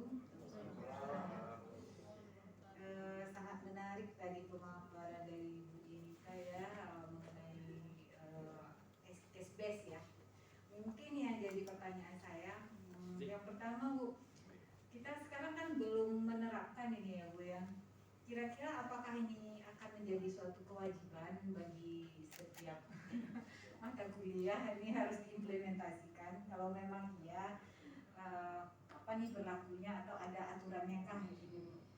Nah, kemudian dalam satu mata kuliah ini kan ada beberapa pokok bahasan ya. Nah, apakah case itu kita sajikan satu mata kuliah itu apakah satu case atau bisa beberapa case gitu? Karena kan ada pokok bahasannya beda-beda. Gitu. Kemudian bagaimana dengan penilaiannya? Sekarang kita sudah ada aturan penilaian untuk setiap mata kuliah itu sudah ada ranknya. Kalau di portal itu kita harus input 40% itu untuk nilai ujian akhir, kemudian UTS-nya 30, kemudian tugasnya ada 20, presensinya ada 10. Nah, kalau kita pakai case base ini kan 50% penilaiannya adalah dari case ini, Bu. Nah, itu kira-kira gimana cara penyesuaiannya atau mungkin nanti ada perubahan lagi kah dari ini? Saya rasa itu saja, Bu. Terima kasih. Oke, Bapak Ibu. Ini saya rupanya dari tadi sudah berkali-kali masuk telepon dari Pak Mawardi, dan karena tidak saya angkat sudah ada surat yang di forward ke saya dalam rangka pelaksanaan program insentif BOPTN berbasis IKU. Karena kita kemarin sudah memasukkan IKU 7 sebagai isinya, maka kita diminta membuat laporan dan bukti pelaksanaan. Nah, ini siap-siap. Kalau saya kan hanya bagian penagih aja, saya tagihkan lagi nanti ke ketua-ketua prodi. Saya nggak tahu apakah dikasih batas waktu. 17 September sudah lewat waktunya ini. Hah? Enggak, pura-pura belum baca. Dia kalau besok macam mana ngumpul kan ya. Ini baru diberikan mereka keterlaluan memang nih. 14 September suratnya. Dikumpulkan 17 September. Ya, tuh pura-pura belum dapat aja lah kita. Tapi ini jatah biru tuh Bu, Ibu baca. Ya udah disetel, baca nggak kelihatan. Oh, oke.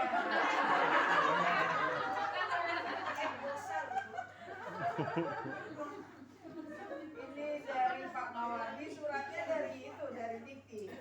Artinya mulai kapan dia mulai kita laporkan kemarin sudah harus ada buktinya.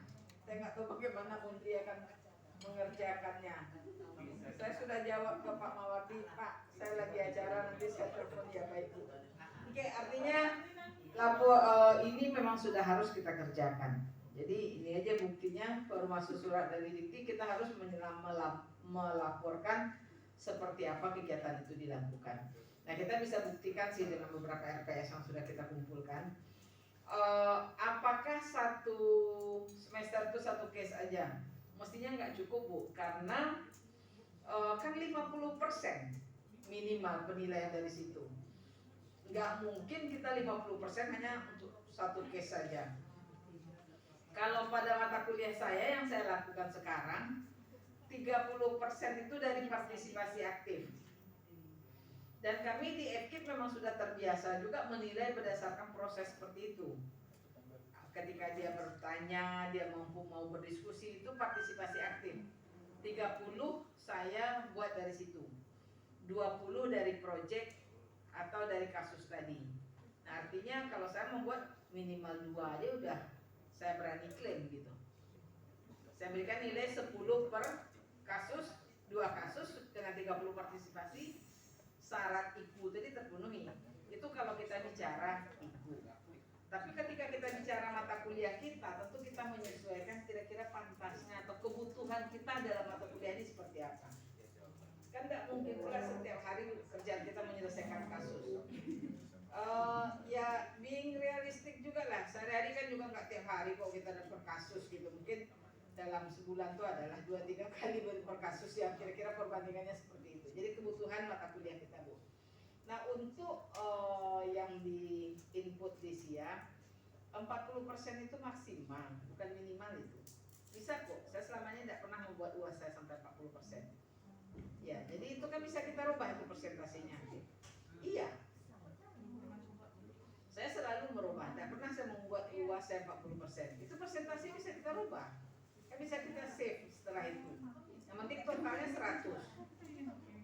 Bisa kita rubah, tetapi kami memang sudah mendiskusikan juga dengan tim SIA bahwa untuk kedepannya perlu kita rubah. Partisipasi kan belum masuk di situ gitu. Di situ kan hanya ada kehadiran, kemudian tugas, UAS, UTS, kuis. Nah, sekarang kita bisa aja menambahkan. Jadi untuk yang ke depan kami udah coba kemarin diskusikan, ya akan dirubah. Tapi yang kemarin pun kalau mau kita ini kan UAS tuh tidak harus fix itu 40 itu, bisa dirubah. Oke, kira-kira seperti itu Bu Popi. Silakan kalau ada yang lain. Terima kasih Bunda. Terus ada pertanyaan dari Bapak Ibu? Mungkin sambil Aplikasi barangkali Kak, aplikasi. Oh, iya. Itu di mana ya Bu? ada Bunda tadi ada bilang aplikasi kurikulum. Aplikasi itu. Dr. Prodi harusnya sudah tahu dong. Ada sosialisasinya, asalkannya kurikulum. Waktu itu kita mensosialisasikan mengundang ketua prodi dan ketua tim kurikulum. Ada, harusnya sudah disosialisasikan juga di prodinya oleh ketua prodi. Pak Rasuli tahu, mungkin dia belum sosialisasikan. Aplikasi RPS. Bukan LKPS. RPS. Jadi yang OBE kurikulum.undri.ac.id, cari aja nanti. Jadi di situ kita bisa masuk sebagai dosen dan masuk sebagai tim kurikulum. Jadi mengisikan CPL mata kuliah itu tugas tim kurikulum. Nanti kita mengisikan RPS itu mulai dari CPL yang dititip ke mata kuliah kita, materi, CPMK ada di situ isiannya. Bu Kamalia hadir. Mungkin perlu diingatkan Kak ke ketua-ketua prodi untuk mengingatkan ke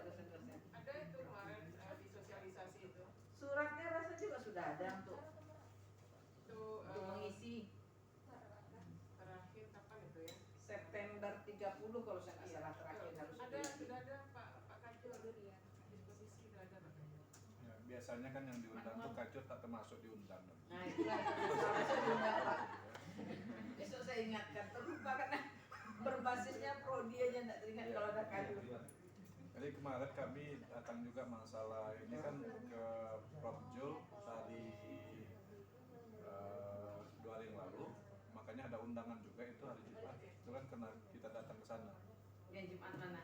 Yang nanti Jumat jam 9, Jumat besok jam 9. Saya nggak tahu itu, saya nggak ikut apa itu. Masalah ini, masalah akreditasi PEPA. Iya, ya saya nggak ikut itu. Jadi ini Bu, saya lah yang bertanya, yang lainnya enggak, belum tanya saja. Suara saya kan cukup ya Bu ya? Cukup. Jadi kan saya perhatikan ada mahasiswa kita yang ikut magang itu Bu ya. Jadi magang itu saya perhatikan untuk institusi yang menjadi target dari magang bersertifikat itu kan menawarkan beberapa mata kuliah. Nah, setelah kami perhatikan mata kuliah itu sebenarnya didistribusikan itu sebenarnya dari semester 3 sudah muncul Mata kuliahnya. mata kuliah yang ditawarkan oleh institusi tujuan magang tadi. Nah, dari sana kami menjadi bahan diskusi bersama Bu PD1 dan beberapa teman dan termasuk Bu Dekan, Kaprodi.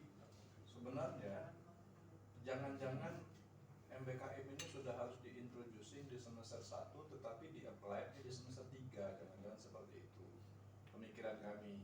Kenapa? Karena kalau kita tawarkan di semester 5, sementara ketika magang bersertifikat ternyata mereka yang ditawarkan itu mata kuliahnya jauh turun ke bawah, tentu sudah tidak perlu diambil. Sementara yang ditawarkan memang hanya itu. Nah, ketika saya lihat kondisinya seperti kondisi, ya artinya memang betul-betul bebas dalam menentukan mata kuliah yang akan diambil, barangkali mungkin perlu juga kita pertimbangkan apakah ini mungkin kita terapkan MBKM itu di semester 3 mulainya Bu, sehingga kemudian nantinya kalau dia berkaitan dengan semester yang lanjut mungkin jadi seperti nabung SKS. Mungkin ini yang menjadi pemikiran kami juga, karena terus terang memang ada kesulitan melakukan konversi. Karena ketika mata kuliah yang dari tujuan itu, institusi tujuan itu disampaikan, karena memang mereka mungkin sudah lebih tersistematis, ketika kita konekkan, karena kebetulan di dalam timnya Bu Popi ini kan kurikulumnya kurikulum lama yang kemudian dikonversi, sementara kurikulum 2020 yang dibuat Bu Yesi dan 2021 yang juga direvisi berdasarkan OP dan MBKM itu kan baru mulai jalannya di semester kelima besok, masih lama. Nah yang sekarang yang jalan yang dibuat sama Bu Popi. Jadi kita mikir-mikir apakah tidak mungkin kalau sebenarnya MBKM ini pada akhirnya akan berjalan di semester 3 dan diintroduksi di semester 1. Mungkin ini Bu, terima kasih. Oke, terima kasih. Masalah kurikulum yang diambil Box ketika magang itu kemarin saya juga menghadiri ketika konsolidasi dengan petrokimia. Itu banyak juga kawan-kawan dari ITB yang mengatakan kalau ini mata kuliahnya kami sudah lewat semua di mahasiswa kami gitu kan. Sehingga waktu itu perusahaannya menawarkan bisa dinegokan kembali apa yang dibutuhkan. Nah, permasalahannya untuk semester 3 itu ketika ini diumumkan, dia menyatakan ini untuk anak tahun 3 dan tahun 4. Nah itu kemarin yang kita tambahkan juga dalam peraturan kita. Belmawa ini kan dia buka webnya untuk umum, artinya untuk mahasiswa. Mahasiswa mendaftar langsung dan dia tidak menuntut adanya approval prodi. Nah mahasiswa ini mendaftar, ada yang semester 3 lolos, semester 11 lolos. Padahal mereka seharusnya tidak boleh. Karena mereka harusnya semester 5. Nah itu kemarin itu yang bermasalah anak fakultas kedokteran. Ketika dia mendaftar, dia sudah semester 8. Tapi karena pilihannya ada hanya 5, 6, 7, ya dia pilihlah 7. Nah ketika dia sudah mengurus visa, kemarin itu yang untuk Kanada kalau saya nggak salah, sudah mengurus visa, sudah mengeluarkan biaya sedemikian banyak, dicek oleh Belmawa, dia menceknya sudah terakhir persyaratan berangkat. Oh kalau ini tidak sesuai karena syaratnya hanya paling tinggi semester 7. Ini kan dana dari LPDP. LPDP nggak mau membiayai anak semester 8. Sudah berbagai cara dilakukan oleh Ibu Yul Fitriana, Ketua PUI, untuk menego, mereka tetap nggak mau. Setelah kita lacak ke mahasiswa, memang mahasiswa ini salah memang. Dia semester 8 ditulis dia semester 7. Ya akhirnya mau nggak mau dia menanggung resiko. Belmawa itu dia nggak mau nggak mau dia mundur. Kan kami sudah bilang syaratnya tahun 3 dan tahun 4 tahun 3 tahun 4 berarti kan semester 5, 6, 7, 8. Kenapa anak semester 11 mendaftar? Ya tanggunglah resiko setelah ini. Kemarin ada anak fisik kalau saya nggak salah, dia mau tetap magang, dia tidak peduli dihitung atau tidak dengan MBKM. Kemudian pembimbingnya mengizinkan dan perusahaan juga mau menerima. Artinya kita di Undri tidak menghitung dia sebagai peserta MBKM kita. Silakan aja kalau dia personal mau tetap berangkat. Nah ini memang sehingga kami tambahkan juga di program kita itu yang diizinkan, yang mendaftar ke program Belmawa ini harus dengan approval prodi. Jadi ketika diproses kan harus di SK-kan nanti oleh WR1, nggak kita SK-kan kalau dia tidak ada izin prodi. Kemudian untuk kurikulum tadi, kurikulum yang dipakai sekarang itu 2021 berlaku untuk anak baru. Nah itulah yang kita buat konversi tadi Pak. Kurikulum baru itu boleh diambil oleh anak lama, tetapi nanti konversinya ke mata kuliah mana. Jadi ada konversi dalam kurikulum kita sendiri gitu. Nah, itu dapat kita lakukan. Karena kalau tidak, menunggu 2 tahun lagi kita baru melakukan MBKM ini. Nah, jadi itu yang kita lakukan, ada konversi mata kuliah di dalam kurikulum kita sendiri. Jadi kalau yang kemarin itu kita mengkonversi ke kurikulum yang memang untuk anak itu sendiri, Bu. Iya. Tidak dimundurkan ke 2020 dan 2021. Dan boleh nambah Bu ya? Ya silakan. Jadi menyambung pertanyaan Bu Yesi tadi, kalau nggak salah saya mudah-mudahan saya salah menangkap ya. Case based learning ini kan 50% komponennya dalam proses penilaian Bu ya. Partisipasi aktif dan dia arahnya ke penilaiannya Pak. Jadi penilaian itu 50% berasal dari partisipasi aktif dan project atau case. Nah, jadi maksud saya begini, di dalam tadi mungkin pertanyaan Bu Yesi tadi saya belum menemukan jawabannya. Karena kan memang di dalam RPS sendiri itu kita mencantumkan komponen-komponen penilaian. Di sana ada kehadiran, lalu kemudian ada tugas, kemudian UTS dan UAS. Nah, di sana kan memang tidak ada komponen untuk memasukkan case based learning-nya tadi atau interaksinya tadi. Makanya kadang-kadang dosen-dosen itu berimprovisasi saja kalau interaksi itu dimasukkan ke dalam tugas. Dan sebenarnya tugas dengan interaksi kan 2 hal yang berbeda. Nah, yang menjadi pertanyaan saya bagaimana mengcombine itu semua Bu? Karena kan memang di dalam portal kita itu DIK-nya sendiri kan adanya cuman kehadiran, tugas, TS, UAS. Sementara kemudian ada case based learning-nya itu bagaimana memasukkan ke dalam nilai itu. Oke, seperti yang tadi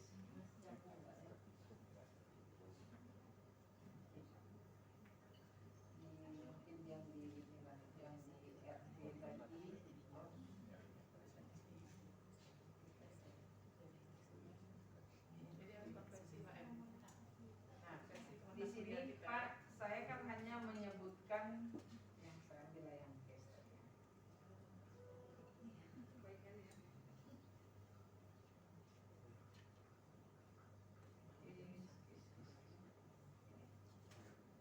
Nah, di sini kan saya hanya menunjukkan kasus itu dengan menyatakan saya menggunakan kasus. Ini di dalam RP saya. Tetapi di dalam RPS-nya tadi saya menuliskan yang saya lakukan saat ini tugas mandiri ini. Kemudian tugas kelompok. Di sini saya tambahkan saja partisipasi aktif senilai pada tugas kelompok 1 itu 10%. Jadi seperti apa dia berpartisipasi aktif dalam mengerjakan dalam presentasi. Nah, kemudian project 10% membuat perubahan presentasi. Ini saya menilainya 10%. Tugas kelompok 2 membuat survei online. Ini saya juga menilai partisipasi aktif di situ. Nah, ini yang saya masukkan untuk memperlihatkan bahwa saya menilai partisipasi aktif.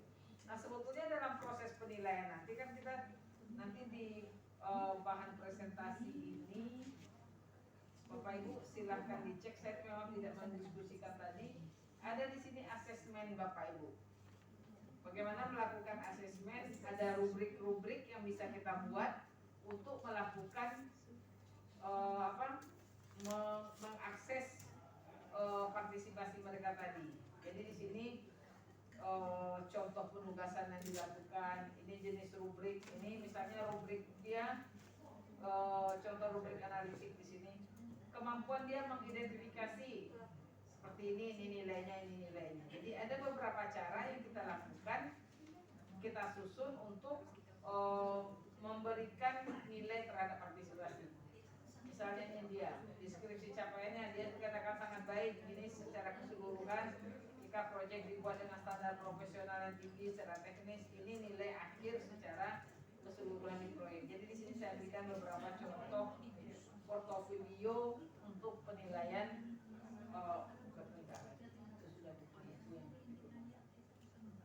Artinya komponen dari persentase penilaian itu bisa digeser Bu ya. Kalau selama ini kita memang terkunci di situ 10, 20 kemudian ya. Itu tadi yang saya katakan, yang di dalam portal sekarang itu bisa dirubah juga. Artinya di situ tertulis 40, bisa kok kita jadikan 30. Kita selalu merubah-rubah karena tidak standar mata kuliah saya. Kalau yang banyak prakteknya seperti Apsikom tadi, itu tugasnya nilainya 60% misalnya, terus bisa saya rubah di situ. Nah, rencananya yang ke depan ini memang mau kita tuliskan betul salah satu komponen itu adalah partisipasi aktif gitu.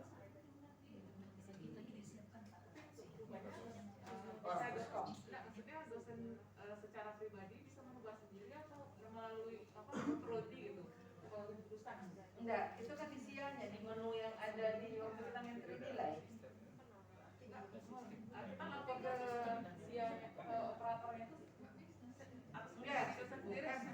Selama ini kita memang nilai itu tidak pernah kita ganggu Bu. Jadi kita pikir itu bisa kita rubah, kan dia ada persen-persennya, kita rubah sendiri. Itu enggak bisa kita yang merubah. Oh enggak, dia bisa dirubah.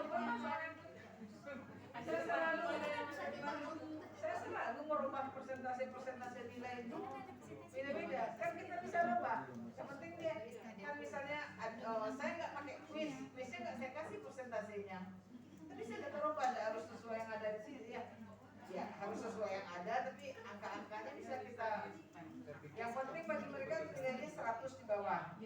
Kalau nggak 100 nggak mau mereka jalan. ya nanti sebenarnya fleksibel. Tapi itu kan nanti udah ada ketika ujian nanti kan ada edaran dari depan Kayaknya dia SK-kan. Kami pikir SK itu. Ya kalau dekan meng-SK-kan itu kan lain cerita, SK-dekannya harus diperbaiki. Kalau di puskomnya bisa kok dirubah-rubah. Bisa kita pilih.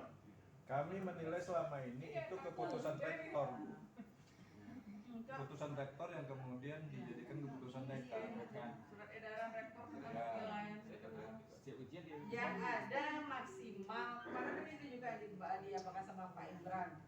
Penilaian UAS 40% itu bukan minimal, bukan nilai UAS 40%, maksimal 40%. Itu di peraturannya. Dan kalau yang nilai di portal itu bisa kita atur ininya, persennya, dapat kita rubah. Kecuali kalau SK dekan sudah ada, berarti itu yang harus kita inikan. Ini yang lain ini Bu, berkaitan dengan aplikasi kurikulum yang baru diluncurkan itu kan ada ruang untuk akun dosen dan ada ruang mungkin kelompok dosen barangkali. Yang mana yang yang kurikulum Oh, dan ada SLP. dosen dan tim kurikulum. Tim kurikulum. Jadi selama ini di prodi itu kita mendesainnya begini. Karena kelas kita cukup banyak, biasanya satu mata kuliah itu rata-rata 9 sampai 10 kelas satu mata kuliah. Sehingga RPS, RP dan RPS itu dibangun per kelompok dosen tadi. Nah, jadi kalau di dalam sistem itu kemudian didesain ada ruang bagi dosen untuk memasukkan RPS-nya, maka ada potensi keragaman RPS pada mata kuliah yang sama. Tidak, Dan seperti dia itu. RP, dia tidak dihitung per orang, tapi per mata kuliah. Ya. Jadi yang memasukkan terserah siapa. Siapa ya? Pak E memasukkan mata kuliah akuntansi Mantap, 1. gitu. Nah, itu yang mengajar 10 yang memasukkan, kita memasukkan berdasarkan mata kuliah, bukan berdasarkan orang. Jadi kalau saya 10, yang satu sudah memasukkan, Iya, yang udah lain ada lagi. tak bisa lagi. Udah ada isinya, nggak bisa diisi lagi. Jadi dia menghitung per mata kuliah, bukan per orang. Berarti kalau begitu idealnya sebenarnya prodi juga yang memasukkan kembali, karena dia 10 orang itu kalau Ya dia masing-masing kan titip dulu, dia lah. Kalau prodi kasihan prodi Pak.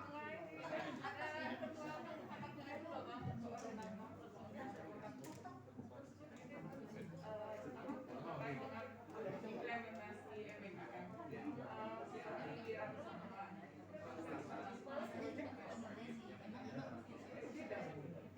Wirausahanya apa di kegiatan dia?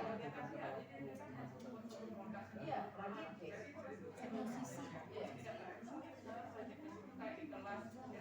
Oh, enggak.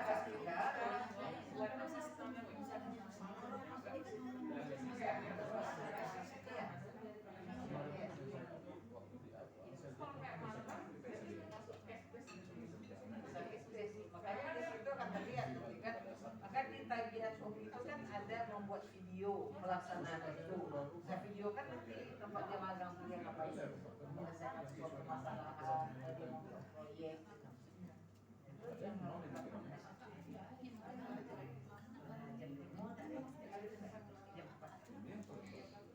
ada lagi Bapak Ibu yang ingin ditanyakan kepada Ibu Inta? Pakai WA aja soalnya abang bisa nunggu di bawah lama.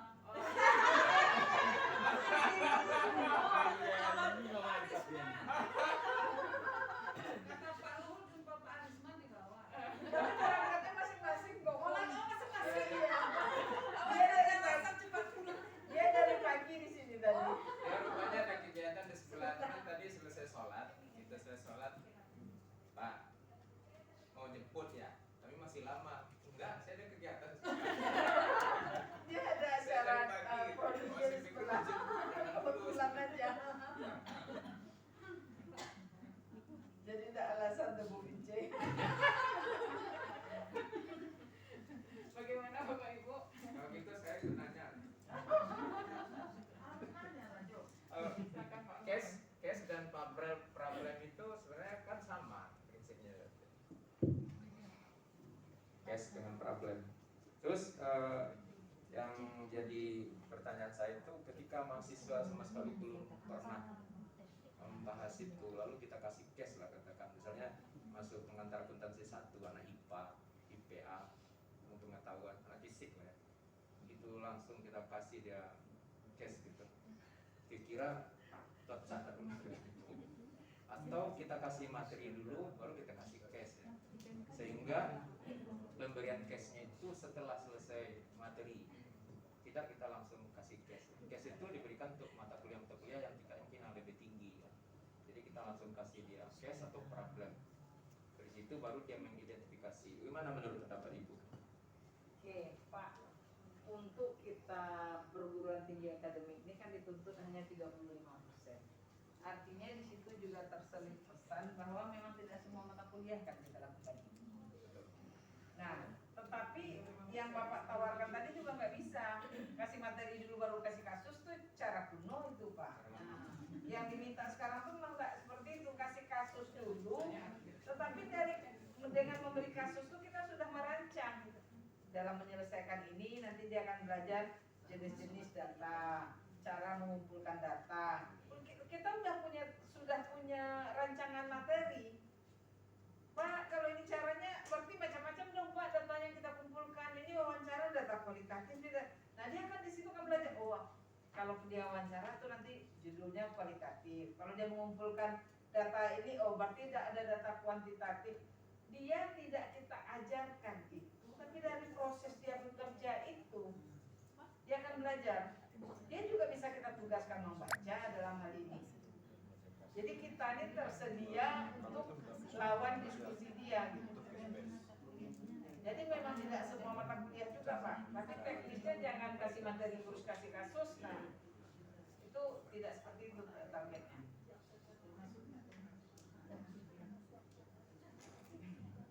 Oke, masih ada Pak, Ibu pertanyaan? Kalau tidak ada, mungkin kita tutup saja diskusi kita pada hari ini. Terima kasih atas materi yang sudah Bu Yenita Roza berikan kepada kami. Semoga kita bisa mengimplementasikannya dengan baik di prodi kita. Kemudian saya kembalikan kepada pewawancara kita yang cantik.